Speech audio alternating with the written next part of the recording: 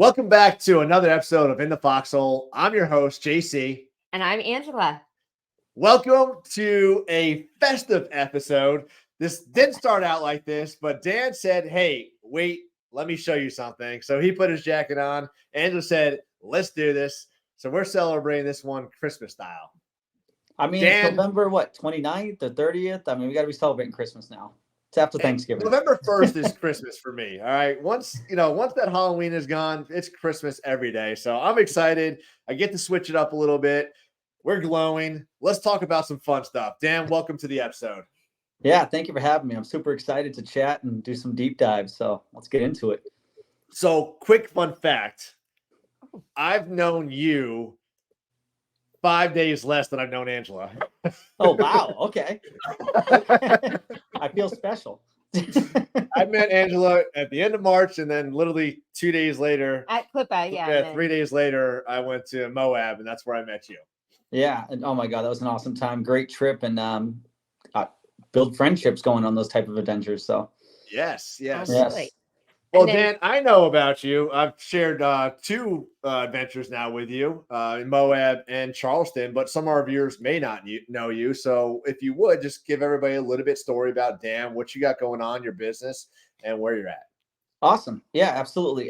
First off, I always like to mention I'm a girl dad first. Beautiful wife and amazing daughter, 2 years old. So you can imagine how much fun that is. Adventure every day, new words she's learning. So absolutely love it.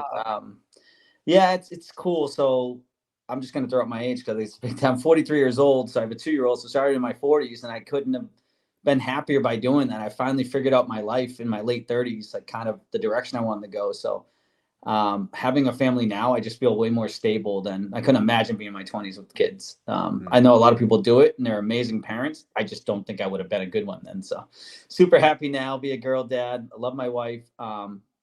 So to me, being an entrepreneur was all about time. So time's important to me to be able to spend with my family and do things like that. But I am the founder of Rivers Capital Group. And basically what that is pretty much real estate centric with a little bit of businesses as well involved in a coaching partner with Ellie coaching program. But we help people build wealth through real estate and other business kind of ventures, whether it's buying real estate, being invested in syndications or bigger deals or private money lending, or whatever the case is. So our goal with our business is to help people build wealth through RCG. And that's our tagline, is building wealth with RCG, because what's better than helping people build their destiny, build their, not just wealth, but build more time freedom and be able to spend time with their family. So do whatever they want to do. Maybe it's travel, maybe it's donate their, give away their time or whatever it is. So our goal is to actually help people build wealth through different ventures. So. Very cool. And you just took an incredible trip to Europe recently, right? Yes. As I was mentioning, time is so important to me, and travel is the other big thing for me and my family. And this is a little crazy, but we just about a year ago, I went to my wife and I was like, how about we go spend, I started off with 3 months. We settled in on 2 months in Italy. And it took her a little bit because she's a planner and she really had to wrap her head around it because she's an entrepreneur as well, owns her own PR firm. And she finally said, yeah, let's go do it. We brought the in-laws. We traveled around to, I think, like 5 or 6 different locations in Italy. Traveled to a lot more than that, but stayed in a few different areas.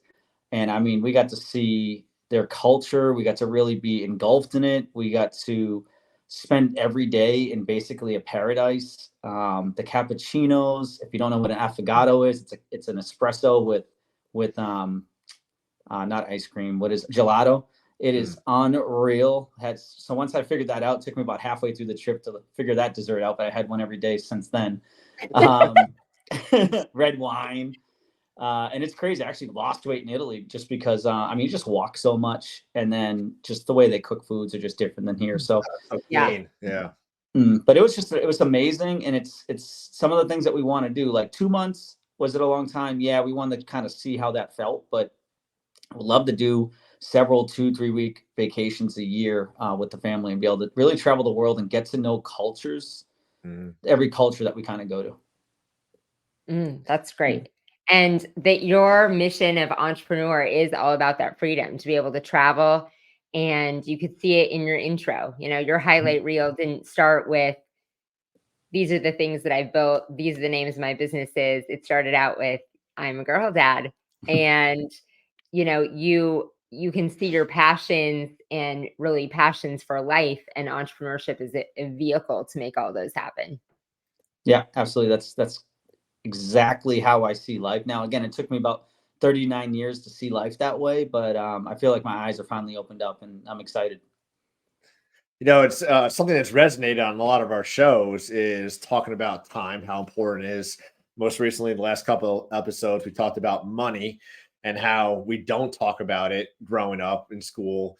And it's so important for us, and as for you as a father now, to be able to teach our kids the importance of time. And that's the most important commodity out there, because we can't buy that back, and how important it is to be financially smart as we grow, even from a younger age. And it's great to see it from viewers, or excuse me, as our different guests are just constantly bringing up the same things over money, financial freedom, time, building your tribe. So I love that. I love how you're doing that for others too. Yeah, like you said, I think it's a good point. I mean, money's taboo. Even in my family, it's hard to talk about money. Like I could talk to you and other entrepreneurs about $1 million goals, $10 million goals, $100 million goals. Still scary, but like you could have these conversations with. It's so taboo in our world, and it's nice to try to just talk about it a little bit and make it a little bit more common. It's okay to talk about money if you do it in the right way. And like you said, financial literacy. I'm fortunate enough, I talk to a local high school here sometimes, and some of the kids there about financial literacy, and part of the impact program where we mentor kids and be able to teach them about financial literacy. Because we just had a person on there, sorry to digress too much, but we had a person on there the other day that came and talked to our kids in the impact program about credit, just basic things about credit. And one of the kids, he's 17 years old, super smart. It's going to be such an amazing, I just know he's going to do some great things in his life. And he's like, I'm glad we had this conversation, because I would have racked up a ton of credit card debt and wouldn't have understand how that would have affected me in the future. So it's just so important, some of the basic things that I think more and more schools are starting to implement, but it's important to just talk to our kids and talk to as many people as we can about financial literacy and not make money a bad thing. Yeah, absolutely. I remember in college, I'll date myself, in 1999, they're giving out free t-shirts if you sign up for a credit card application. And that was the coolest thing you can do. And ended up racking like $30,000 worth of debt in a year on nothing. Like I've got nothing to show for that, just because I had it. I'm like, well, let's just spend it. It's free money right now. I didn't have that talk when I was a kid, though. You had a $30,000 t-shirt is what you got. Yeah, exactly. That was a thing in the 90s. I do remember that. I'm a 90s kid too. College. A $30,000 t-shirt. Oh, well, Dan, before we do dive deep into some trench moments, what is a win that you're celebrating in some aspect of your life in this season? Probably one of my biggest wins is I've been really focused on personal growth over the last couple of years, and just reading things to grow personally, because part of one of my duties in my business, not to dive too deep into this, but we all have pledges of 3 things that we have to do extremely well. And mine is to, build relationships, be the visionary, and get out there and make deals happen. So to me, personal growth is important. I need to grow personally, because that's going to help my business and my team. So I've been reading 9-Figure Mindset. I've been reading a lot of books that are been really powerful, Good to Great, Blue Ocean Strategy, to be able to grow personally. So my win is recognizing our vision, putting our vision, our mission statement, our principles together recently, and recognizing if we're going to hit our big goals that we're going to have, bringing in the right team members. So the real win is being able to explain that to my team, and then also go out and find and hire the right roles. So we put an org chart together of, hey, if we're a $10 million company, what's our org chart look like? And now, because of all this personal growth I've been able to do, because my team does such a great job and all the other stuff, we're able to kind of see where we're going and then plug in the right pieces. And we're bringing on a head of acquisitions February 1st. And that's probably our biggest win. I'm super excited to bring him on because that's going to free up time for my COO. And then we're really going to be able to operate in a manner that I know we're going to crush it. Awesome. Yeah, having that track plan is huge. And talking again about money, and when we got to hang out in Charleston at the Legacy Entrepreneur event, a number has stuck in my head since that day. And it's something we might think about, making $1 million, but then it was broken down to $83,333 a month.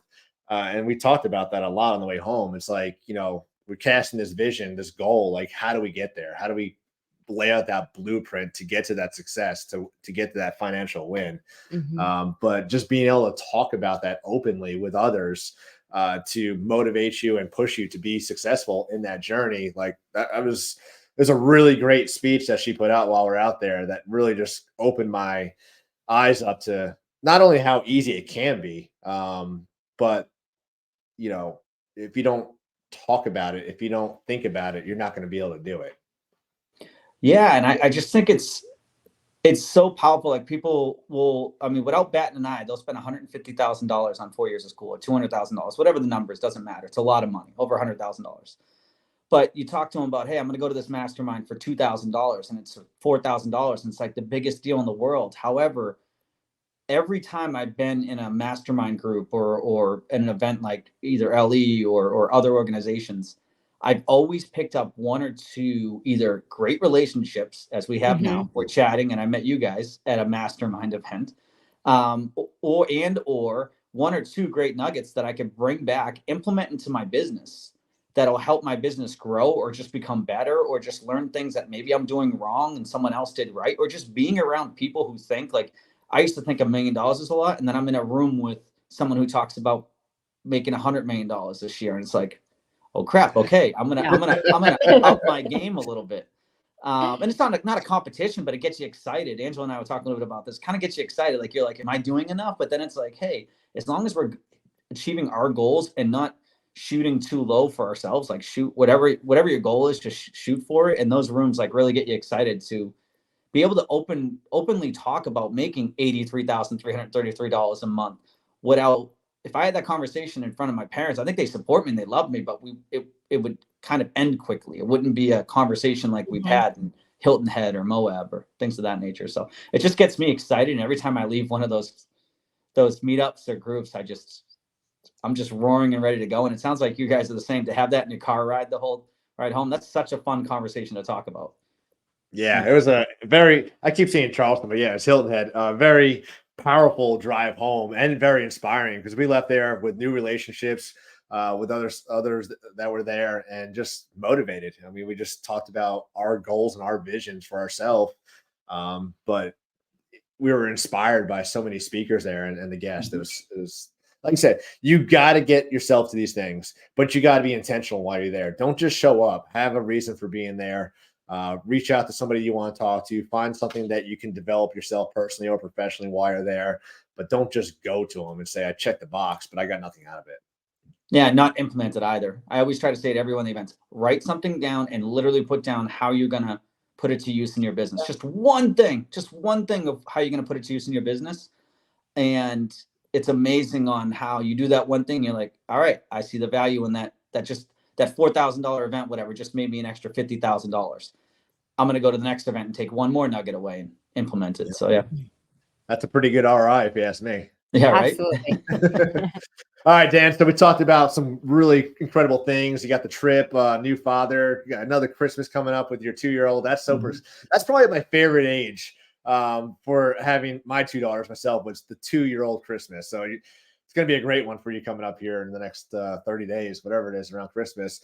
But far too often we celebrate these wins. Everybody sees that everything's going successful for Dan and, Rivers Capital Group and all those things, but they don't know the back end, the struggles, the things that were bringing you down on the back end that you're just like, well, maybe this isn't it for me. Maybe I should just quit and go on and do something different. Can we talk about one of those moments where you're in the foxhole, what you learned, who was there with you to help you get out of that, if somebody was there with you? Yeah, absolutely. I think it's so easy, like you said, to talk about wins, to talk about, how great life is, how perfect everything is, but it's not. I think like Robin Williams is a great example, one of the best comedians and all stuff. And then you see the depression ends up, where he ended up, but not to get somber and go that route. But the point is that we have up days, we have down days. And I know a lot of entrepreneurs, including myself, like you try to stay even keeled as much as you can, but you ride your highs and you hit your lows. And if you guys are like me, you're always second guessing yourself and always thinking like, how can I be better? How can I grow? How can I do things differently? And one of the biggest struggles that I've had, and it's kind of happens, and I've read up on it enough now, so it seems like it's probably common for people. Every time you level up, it sounds like a lot of people deal with this, but it's imposter syndrome. Mm. And it sounds small, it sounds silly, but I won't go into my background and everything I'm from, but I'm from a city. I'm second grade, I had a teacher tell me I'm never going to amount to anything because my ADHD, I'm all over the wall, I'm all over the place. Again, it took me 39 years to even figure out entrepreneurial was like what I'm made for. I wish I knew this earlier, but your path is your path. But it's every step of the way. It's like, all right, I'm about to bring on my new team, and I'm hiring another A player, another 9 to come join us. What makes me, am I worthy enough of this next phase? Am I doing enough? Am I a good enough leader? And it just start to second guess who I am. And it's only a little bit. Don't get me wrong. I don't stay in this zone. I try not to stay anywhere too long. Don't stay high, at your highs too long or your lows too long. But these happened a lot along my journey. And the things that get me through it is, again, personal growth, reading stories of people who, Jesus, I forget the guy's name, but I think he was in jail and he was like, I want to say his past was like he was racist and part of a racist group and in jail and all this stuff. And then he grew out of it. And now he's an inspiration. He's like, hey, I woke up and I changed my life. And talk about someone who might have imposter syndrome to be like, who am I? I did all these bad things in my life. And now I'm going to do great things. Do I deserve to do great things? So you end up getting past it because you see other people's journeys and you get to hop on and listen to, podcasts like you guys have, listen to other people's journeys and what their downs were and that they've had imposter syndrome as well, or they had whatever struggles they've had. Then you realize, hey, it's kind of normal. So I think, again, reading and just listening to some great content, being around other entrepreneurs and talking to them, ones who are actually vulnerable and will tell you their journey, you're going to realize everybody has a struggle and you're like, okay, all right, we got this. And then having a mentor coach, I think is huge. My mentor, my coach has got me through so much as far as being like, just add another 0. Same person you were talking about, Kelly, like she's just such a big thinker. She's like, why don't you just add another 0? I'm like, all right, well, it sounds simple. And then she got me thinking of life like a game. And I know this sounds bad to some people, but like I now picture business as just a game. So like I'm going to have my fails. I'm going to, like Mario, you're going to die a few times before you beat the level. And that's okay because I'm going to figure out the 2 or 3 tricks that can get me to that next step in that level. But I think it's coaching. I think it's being in the right rooms, having a supportive wife who's absolutely amazing. When I have those moments, she reminds me of who I am and that I can be the best version of myself. So I know it's not like a specific example in business, but I think imposter syndrome has been something that I've dealt with a few times, and it feels good to beat and then go past you thought your limit, or at least I think my limited goals were here, and then get to this next level. It's a great feeling. Yeah, it's a phrase that I've heard a lot in the last 12 months in several groups that I'm in. Something I've felt hard many times. Who am I to be sitting here and talking about growing your Christmas light company or, whatever it is out there. But surrounding yourself with people who want to hear that and then getting messages from others who say, you inspired me to be better. Because of you, I was able to do these things in life, helps you want to push to, be a better person yourself and just keep casting that vision on others to be successful. Yeah, no, no matter what, I think, like you said, the entrepreneurial roller coaster that you see, and we try and ride the middle of it and not do the highs and lows. And at every level, there is imposter syndrome. Like you said, that it's not just like when you start, there's imposter syndrome, you get to a new level of business, a new level of influence. And I think it is part of that low, like you get overwhelmed, which leads to like, do I even know what I'm doing? You know, like things start maybe like you're struggling with the decision, struggling with this is all overwhelming. And then the spiral starts of, well, maybe it's overwhelming because I'm not supposed to be here and I'm not good enough to do this. And I don't know that I'm supposed to do this. And who do I think I am anyway? And can I just crawl under the sheet and give it all up? No, I'm with you with that. We've all had those feelings. So I think one of the ways that's really helped me get through it too is also the more traction you build and the more I succeed, the more I do things, the more I build out the team, the more that we learn from our mistakes and grow, it makes me feel more worthy. And I know there's a book coming out soon. Ed Milet was talking about it. I did the pre-order. I forget her name, Jane something, is writing a book called Worthy. And there's a difference between like the self-confidence and worthy. And again, I don't know verbatim everything yet. I haven't read the book yet, but it's basically self-confidence can go up and down real quick. Like you have a great sale, a few big wins, and then all of a sudden see two customers call you complaining and crying, whatever the case is. And all of a sudden your self-confidence just goes down. It's like, crap, do I have to make a bunch of changes to be better at something? Or same thing in real estate. I get a bad review. But that worthiness is where that's what I'm trying to build on. If I could build my worthiness and just know like, hey, no matter what, I am worthy. I am here for a reason. I'm human. I make mistakes. I still screw up, but I am worthy. That is helping me grow out of the imposter syndrome as I level up, because at the end of the day, I'm like, why can't I do these great things? Why could Elon Musk and I can't? I'm not equating myself to Elon Musk by any means, but still, why can these people do great things and not myself? So especially in America, again, traveling, going to these other countries. One thing I hear from everybody is like, oh my God, America's the land of opportunity. And yeah, there are things that need to be changed and adjusted, but holy crap, do we have a lot of opportunity here if we want to go for it.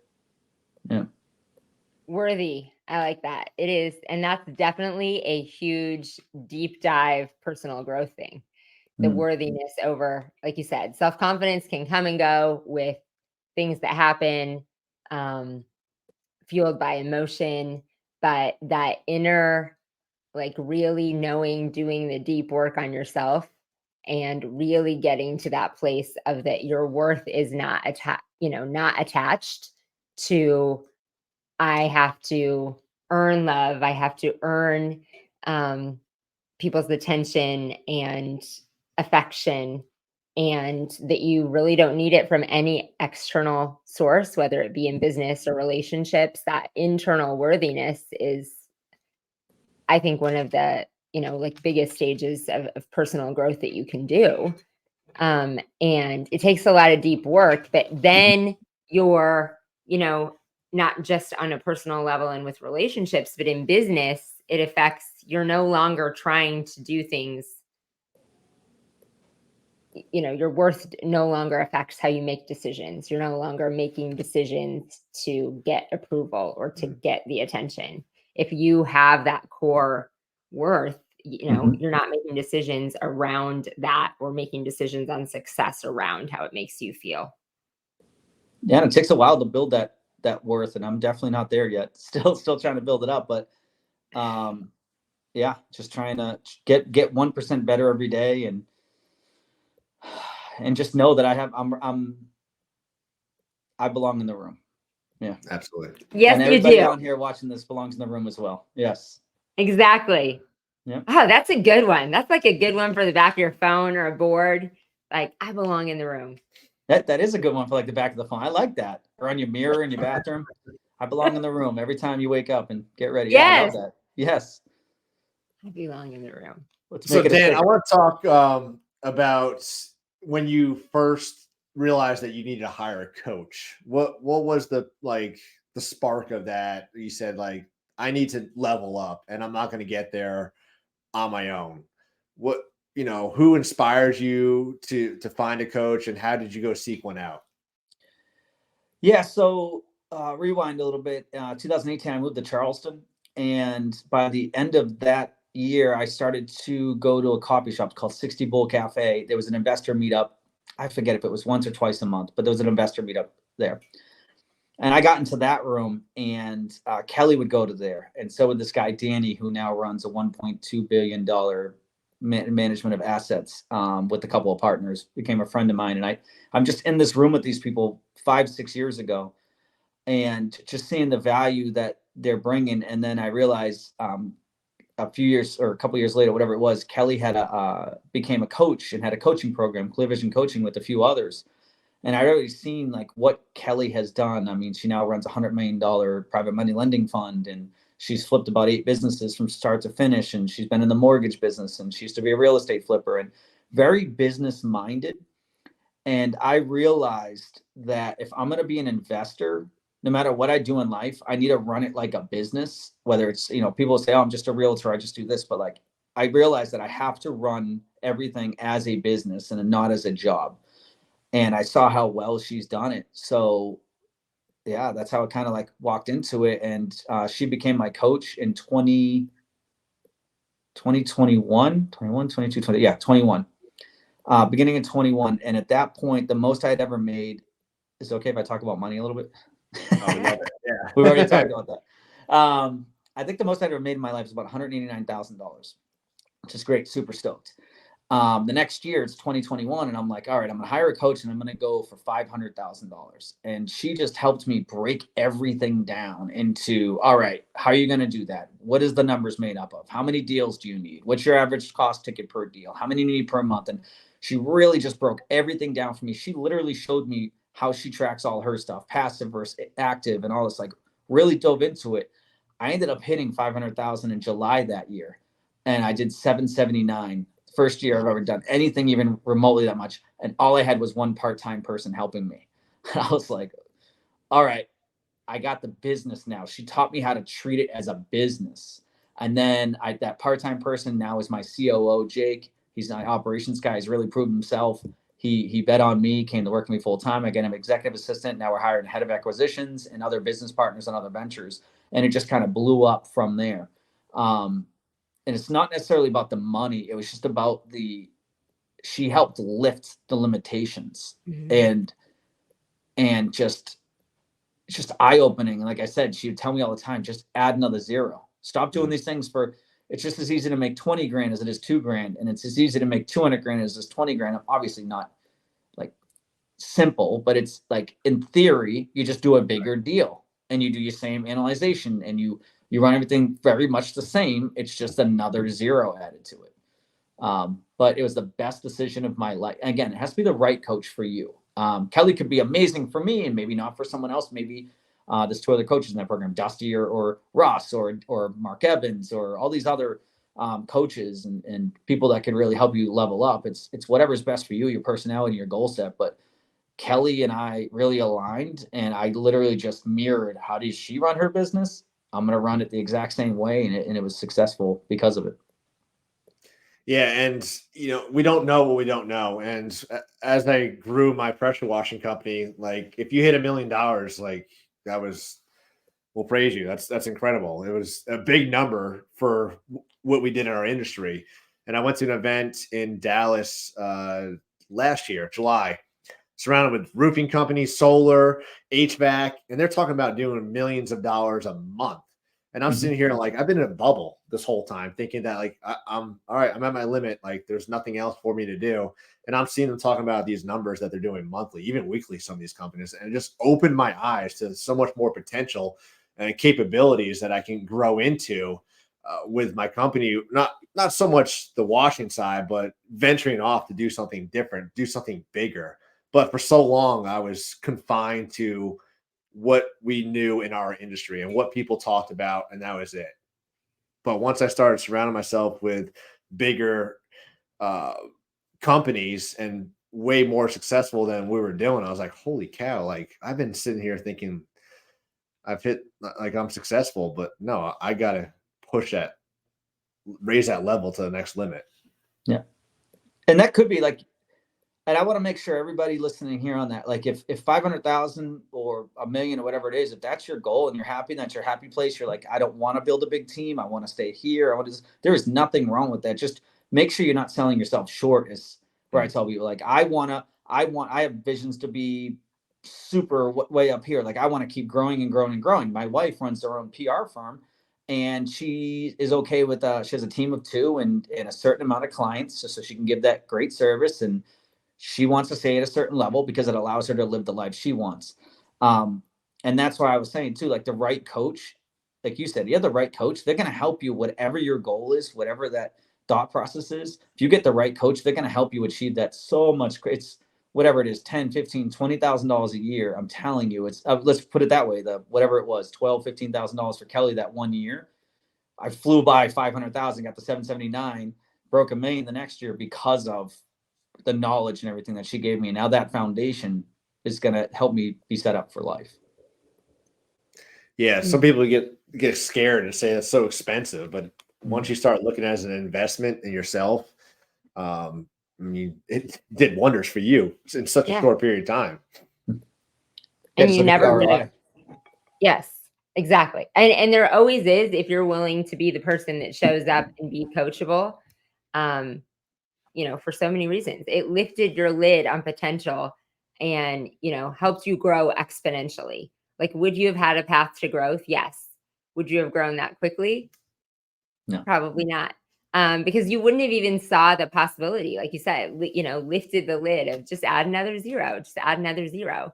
It made you think differently, and think bigger than you would have before. And then added in the blueprint things, the way of doing it like a business. But, there's both parts to that coaching. And one of the most important parts is just somebody believing in you and unlocking that potential that it can be bigger.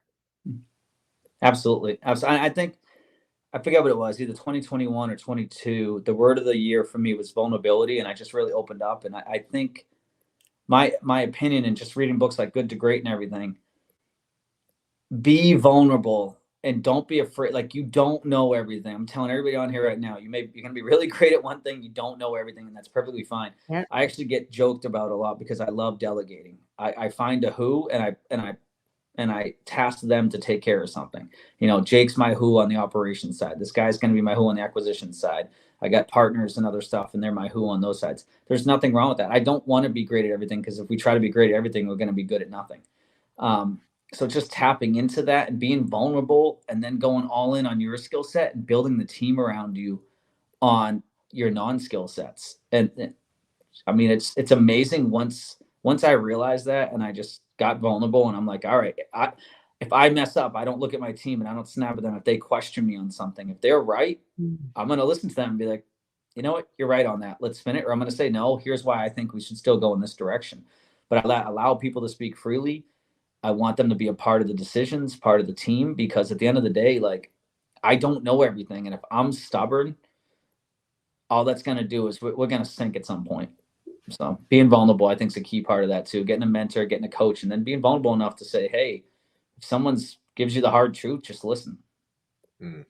Absolutely. And vulnerability isn't the easiest thing. I think as young entrepreneurs, and you talked about it took you a while to grow into that. I know, we both feel that way too. In the beginning, entrepreneur stages, in the beginning of growing as a person, your ego gets in the way a lot of, I got this. I know how to do it. My way is the best. I don't need to listen to that. And you're not even willing to see or, be vulnerable with yourself, or see your own shortcomings, see your own weaknesses. And man, when you do, like you said, like, you found your superpower in delegation, and it feels so much better. So much better. But also, and then it gets me so I could focus on the 3 things that I need to do well. And my team too, when they see that. And a little tip, something that we do, and I taught this at a mastermind, was I have a pledge, not necessarily the pledge part, but if the person told me if each employee can do 3 things extremely well, no matter what else they do with everything else, 3 things extremely well, they're going to be valuable. And that's what you hold them to. So we literally have a pledge, and every tier has to do certain 3 things extremely well. And if they don't, then I have to start to do their job, or Jake has to do the other job, and Nicole has to do the other job. And all of a sudden it pulls everybody down. But if everybody does those things really well, it pulls us all up. So, I just think, like, being vulnerable, being admitting I don't know these other things, but guess what? That's their pledge. They're good at those things. I'm not. I'm going to let them lift me up, and we all rise because of it. Yeah, and allowing them to voice their opinions or an idea, and you be active in listening to them instead of like, no, this is the Dan Rivers show, and we're going to do it my way. once they come up with something and it works, now you celebrate that win. It empowers them to want to keep doing better. And it just keeps the flow of fresh ideas. And it's not just Dan's ideas every day. Now it's Jake's ideas and everybody else's ideas. And that helps grow that team and builds the culture. And it takes that weight off of you too, because now you're not sitting here trying to rack your brain all day. Like, all right, well, how are we going to do this?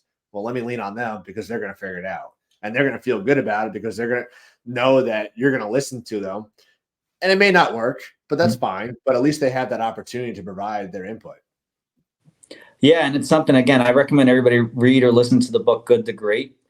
There are a lot of good companies out there, and the great companies, that's what they did. They would have these sessions. They'd have it out. They'd have, disagreements and, this is the way I think it should go. This is the way I think it should go. And everybody just sits in a room and brainstorms, and everybody has a voice. That was the difference between good companies to great companies. That's one of the bigger ones. And it's being vulnerable. And those are the type of things that could make me a great leader. And again, as we started off talking about, what's a big win is I'm trying to have personal growth and build a strong team, and being vulnerable and allowing people to have a voice. From all the research tells you that's how you become a great company. Absolutely.